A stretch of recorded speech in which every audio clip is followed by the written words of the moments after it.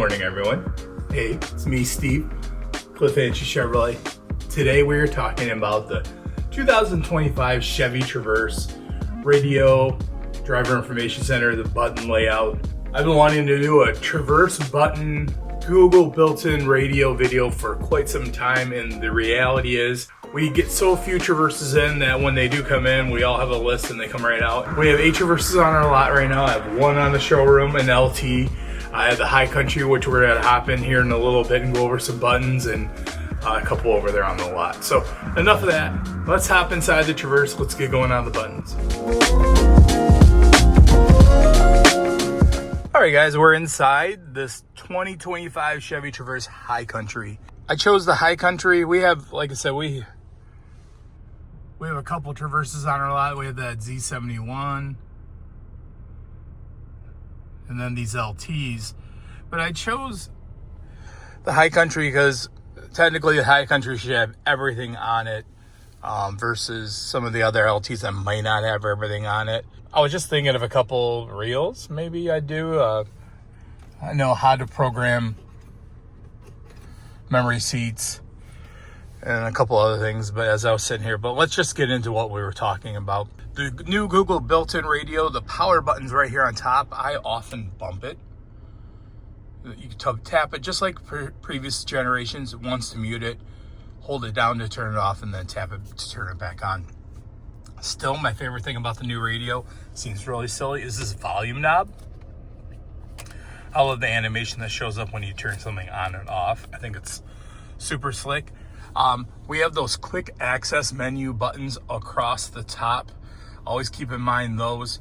And then you have some along here, which we've seen also on the EVs. Lights, which I'm glad they brought back. And then, of course, lane departure warning. I guess what we'll do is, I'm pretty sure that how it comes from the factory is the same. So these icons could be arranged differently depending on when you get it and who has had it previously, but it should also be the same. So myChevrolet is myChevrolet app. Once you set up the myChevrolet app, which you should do on a new vehicle purchase, you get roughly 2 points for every MSRP dollar. So like this vehicle is roughly $60,000. 6 times 2 is 120. So you get 120 bucks that you could use toward accessories, your next vehicle purchase, your service visit, etc., etc. I'm not going to hit this because this is not my vehicle, but you would set these things up. Your salesman could help you. It's been a while since I've done a myChevrolet My Rewards video. Probably need to do that. Google Assistant is like a hands-free voice command system. I don't know if you guys know the story if you have time. So a few moons ago, Apple was rumored to build a car that was a direct competition, obviously, with General Motors. So since that was going on, GM and obviously Google and Apple are kind of competitors. So GM's kind of tagged up with Google. So that's where we're at with that whole thing. That is why you've heard the rumor of Apple CarPlay eliminated, even though it is still here on this 2025. I have 2026s on my lot, have Apple CarPlay. So I've yet to really see the removal of it, but I understand the logic behind it all. Google Play Store, you can download apps through the Google Store. Cameras, the camera button. You can see all the different views along here. Hitch, nice thing about the hitch, right? If we put it in the hitch mode, when we put it into park, it doesn't do the roll. It's only in the hitch view. So it applies the parking brake so you don't get that trailer roll back and forth. Keep that in mind, side overhead view. And then of course, when we have this view here backwards, shows the back camera right there. We tap this here. Now we're at the front if we maybe parallel park or going in the garage and we just don't want to get too close to what we're parking to. I'll put it back to the back. And then of course, this gear is the setting. Do we want that top down bird's eye view? Maybe we don't, maybe we want the full one. And then the guidelines for when you're backing up. This Android Auto Apple CarPlay will light up when I hook my cell phone up to it. I'm not gonna, I don't know if I'm gonna do a video on those, but just know that once you pair up your cell phone, long as you have the wireless capability on your phone, this generation does not have wireless Apple CarPlay and Android Auto. It's an interesting thing now with navigation and whether or not you want to go ahead and do it. I personally love them both, but again, it's more up to you. Alexa, your Amazon app, you can sign in and then, you know, set up your Amazon Prime stuff. Hey, I need a roll paper towel, get that coming to my house. The music options, those of you that use Amazon Music. Trailing, light test, the checklist as you go through that. I am definitely want to do a trailing video on the app, on the HD, Colorado, and then even the Traverse. I think there's some value to it. The main thing that you've always seen when I do these videos, I breeze through that part because I don't have a trailer. My one, Jamie's husband Paul has a fishing boat. I think we could hook up, or maybe Bruce has a trailer he can bring in, and I can hook that up and we kind of go over all the different trailer apps. I think there's a lot of value. It does a lot of cool things. So settings, we're going to come back to settings. That's going to be the longest one. Ambient lighting. This is the lighting of the Traverse. It's a pretty terrible job right now during the daytime to show you that, but you can change the color of the Traverse if you'd like. Auto park assist. This car parks itself. You could choose how you would like to enter, exit, where you're going to do all that fun stuff. I think we probably need to do a whole video on that. I've tried it a couple times. In full transparency, it has not been exactly the smoothest thing, but it is cool nonetheless. Like what I would do is right, like that parking spot right there between those two silver vehicles. I'll take this car and try to do it, and for some reason it just doesn't pick it up, which is fine. It's not a perfect science by any stretch of the imagination, but it is nice, and when it does work, it is phenomenal. Climate. This is our HVAC system here. It is also down here, but if those of you that like analog buttons, my mom was big on that. She would use these. There is the touch screen, fan speed, temperature on the right side, her temperature, left side, where it's gonna come out. Also down here, you can see cool seat, heated seat, AC, recycle, fan speed, automatic, sync for both sides, and then the other side. On, off, auto, you know, we set the temperature, it's just gonna get it there. Sync again, both sides, AC, and then circulate. If we look right here, how this works is that seat is not left, it's front. So this is the front HVAC system. Oops, sorry guys. We hit this one here, that's not right, that's back. So that's the rear climate. We turn that on, now we can control the behind us, the temperature and everything on the head. I'm gonna turn it off because it's just an extra loudness during this video that I'd rather not have you guys deal with. And then settings. Auto fan speed, what you would like. Cool ventilated seats on startup, heated seats on startup, auto defog, rear auto defog. All those options, if you like to turn them on and off, you can find right here. Wi-Fi, again, when you set up your myChevrolet and your OnStar system up here, you can talk about the Wi-Fi. I think there's a lot of good about the Wi-Fi. My favorite thing about OnStar, guys, is that I think it's one of the, my wife was in a pretty bad accident. Those of you guys that know, OnStar came on. We had a lot of people help us in that situation, angels, so to speak. But often you don't hear a lot about that when you hit the OnStar button. They want to talk about the Wi-Fi and their package. So I'm a big fan of OnStar Wi-Fi. I think with cell phone coverage, it's a lot better than it used to be. So to me, it's not as much of a priority. I still do love OnStar. Radio. XM. And then if we hit this button here, this is how we toggle back and forth. Once you get a station that you like, let's pick one here. So once you have a station you like, you hold the button down and that programs it. Again, just like historically,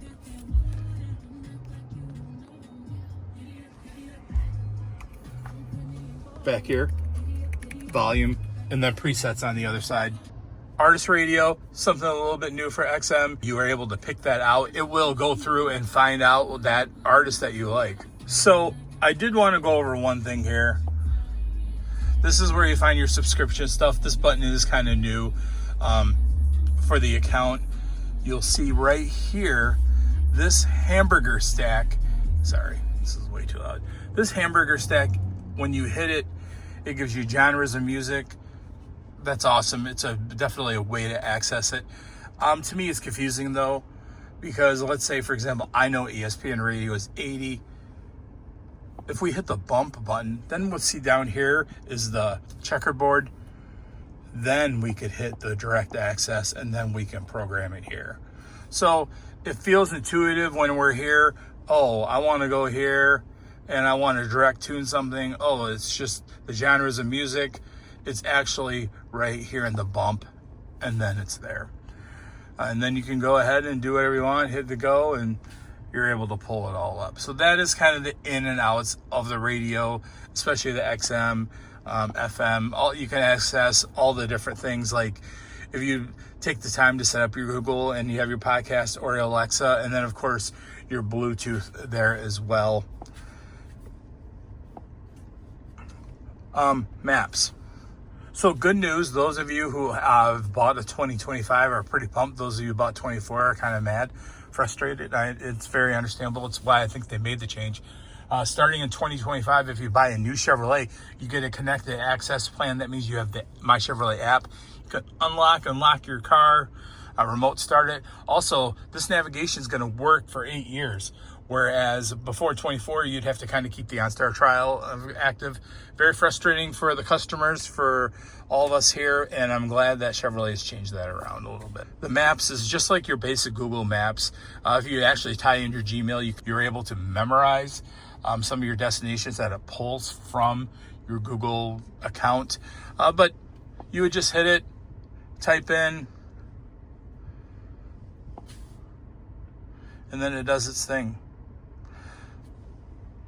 It's pretty slick, pretty responsive as long as you're in an area that has decent coverage. Obviously, when you're moving 85 miles per hour, it's not as responsive as it is when we're staying here with plenty of coverage, 5G around us here. Let's go with cell phone. Just know that you pair your phone here, you would hit add, then you would go through the Bluetooth search and all that fun stuff. I often see a lot of people coming back like, Steve, my phone is unpaired and it's causing chaos. Just know that if that happens, we need to do a new Bluetooth video because it's changed so much since the last one back in many moons ago. But it's still the same basic troubleshooting plan. Delete it out of your phone, delete it out of the car, repair everything. That should get you there. Another hip tip I always like to do with my customers when they come in here and they're finding some Bluetooth pairing difficulty, I make sure that this has the current software update and that your phone, yes, you, has the current software update on it. So make sure everything's updated, delete everything out, repair. That should get you going. Controls. All right. This is your controls for your car. You know, we've streamlined it. We've removed a lot of buttons. We've removed a lot of buttons from here, and what we've done is we've tucked them into the radio. It's a different debate whether this is a good thing or not. I know not everyone necessarily is a big fan of touch screens and getting it to work, but this is where it all is. Interior dome lights, power window lockout, the kids get rowdy, camera, traction control, auto high beam, so you know we have automatic brights on our system if we want to turn that off. Auto park assist turning on, the sensors for the park assist. The thing I always like to go over though, in this control and safeties menu, which you see here on the second page in this example of this car right there, also up there, we tap that here. Just remember the see more controls, very important. So now we have access to our windows, that power lift gate right here, off, custom, where we set the height still, or max. And then our lights. So our dome lights, our auto high beams, and then this is also where we find our headlights. They've added the button right here, but just know that it's also right here. Drive, park, traction control, park assist, different things with the parking or driving your Traverse. And then your universal home remote. As you can see now, you can add up to 8. I will be fully honest with you. This isn't in all vehicles. And sometimes they'll just drop it in a software update they do over the air and then it shows up. We have yet to figure out who they're giving it to and when. It's frustrating for us as well. But it does randomly show up. It did that for a couple customers of mine. And then it's there and then you just go ahead and walk through the tutorial. I will tell you, it is even more sensitive than it has been historically, from the point of I would not get too close to your garage door when you're pairing it. I'd stay almost away as we are from this mailbox. It needs some space to read the sensor. The other thing is that it actually, there's no button up here now. It just automatically will pair up from the GPS in the car and just senses when you're getting close, and then it will just pop up right here. Maybe we can find somebody that has it and we can go through and do that for you guys. So that is everything here. We're going to go into vehicle status lastly. So as you guys know, maintenance, and you've seen some from some of these other cars, we now have this digital readout. Some of that stuff used to be tucked over here. We'll get to that also in a minute. You can read all the different stats of the vehicle. Let's say we're driving along, we hit a nail, we notice that the tire is getting low, just like before. We can move it over here to keep an eye on our tire pressure. And again, we are driving, we are here.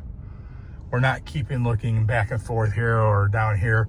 We can just keep it down here, glance, and then we're driving the vehicle. You can do that with all the things. So brake pad life, not that I can imagine you want.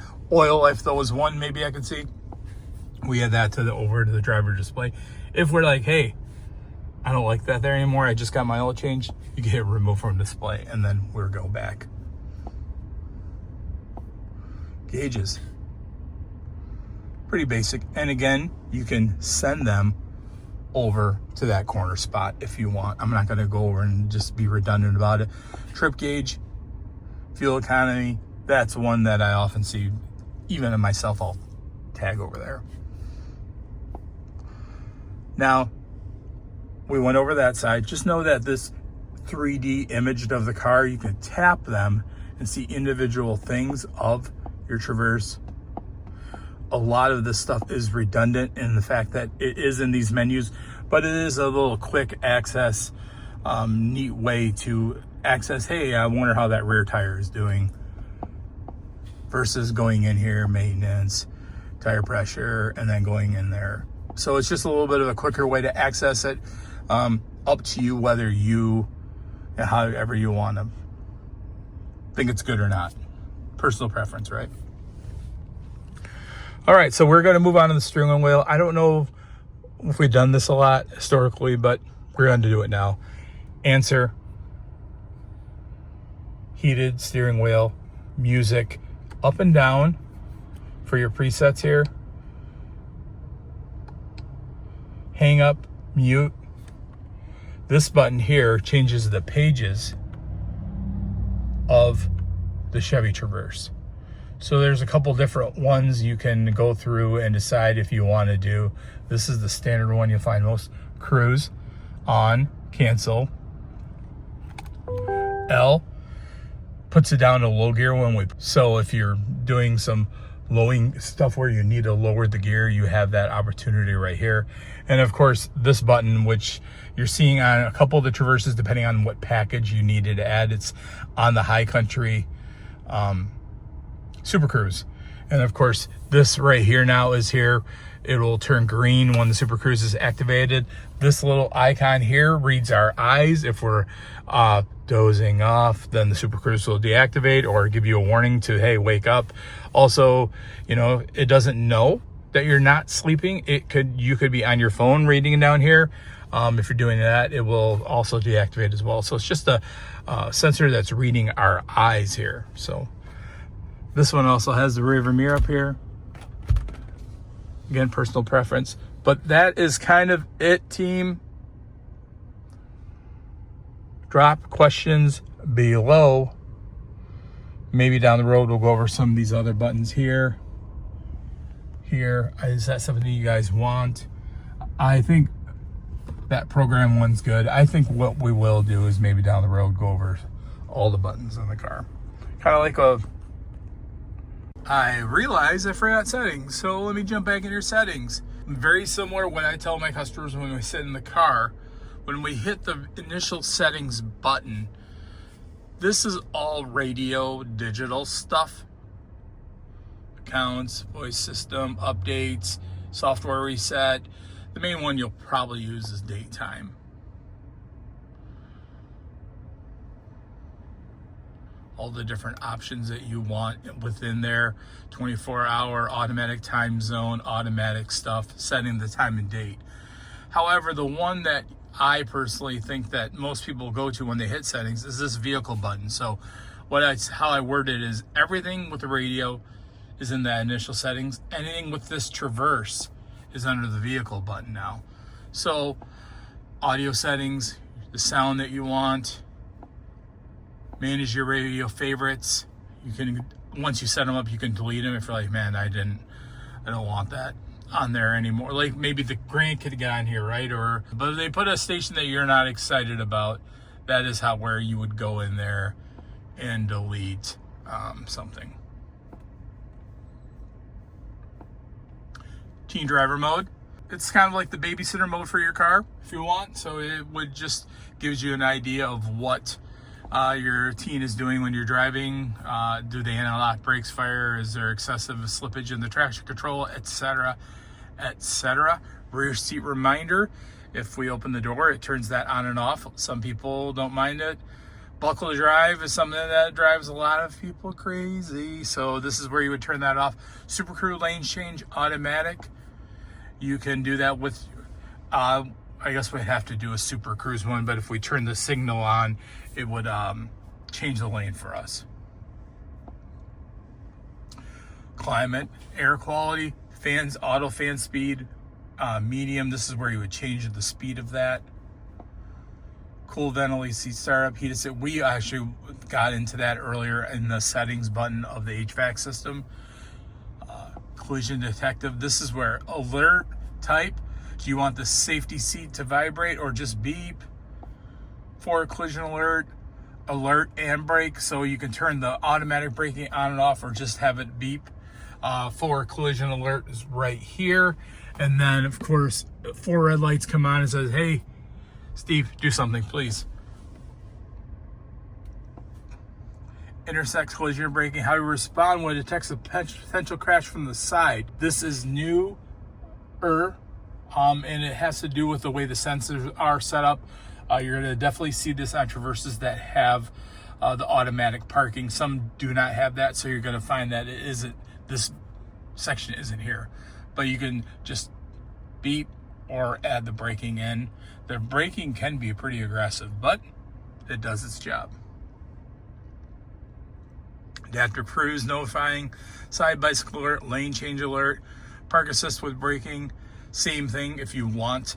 Will respond whether you want it off, just the beep, or if you want it to apply the brake for you. Same with rear cross traffic braking, and then rear pedestrian alert.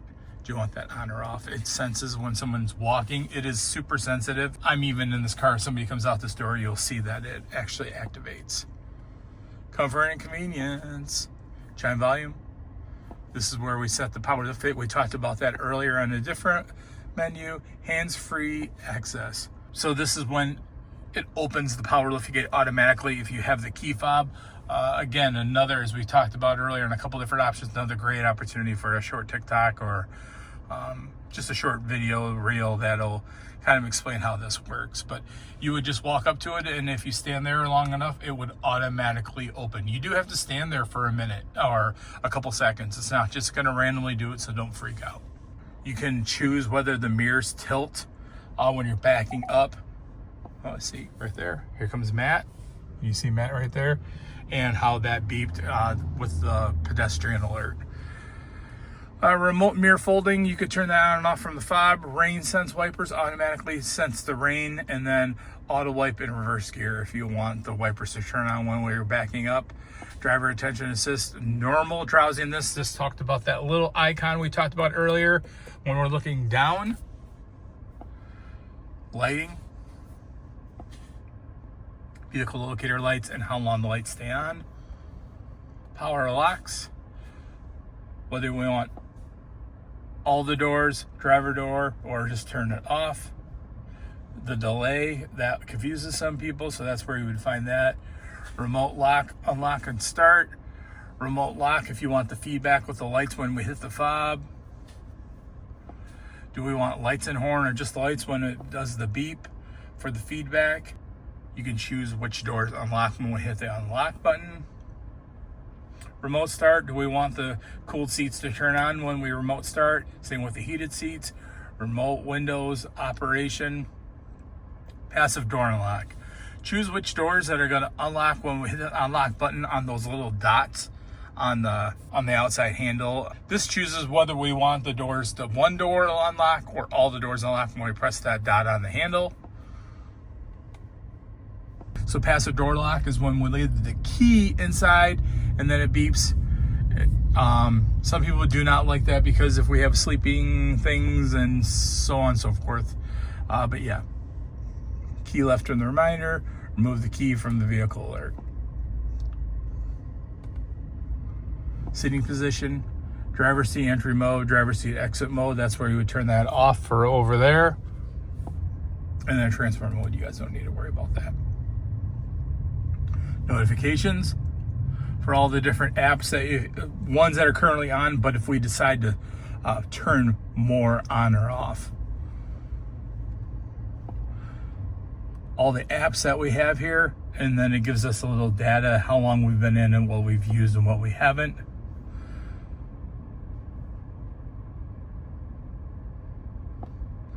We went over the date and time, the display. If we want to turn the display, sometimes some people find this overstimulating. This is where we would access that.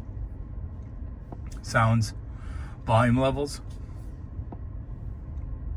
for each one. So like the voice assistant, navigation, the phone, ringtone, audio. This is really nice menu now that we're able to choose the volume for each thing. Choose the maximum volume when we start the car.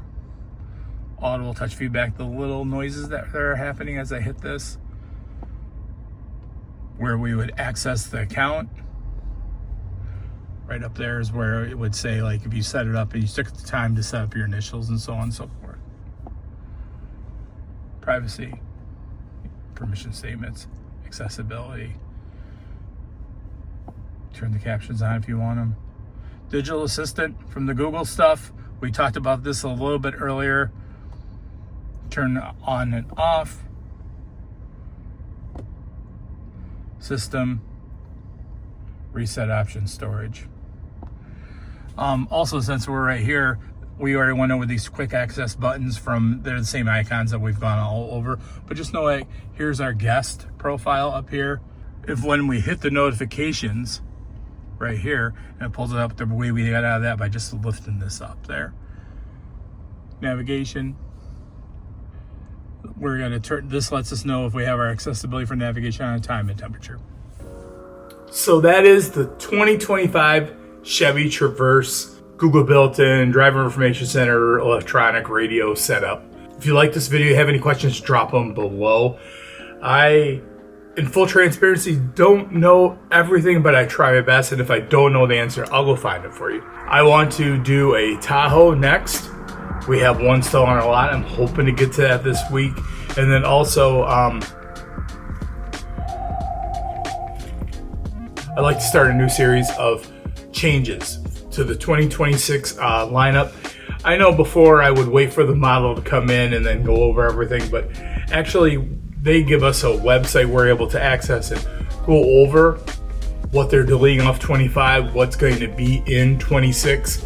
So I thought we would try the Corvette first. So with a lot of changes to the 26 Corvette, we could kind of sit down. It might be a little more boring and not as interactive as some of the videos I've been doing, but we could try it, see how it works, right?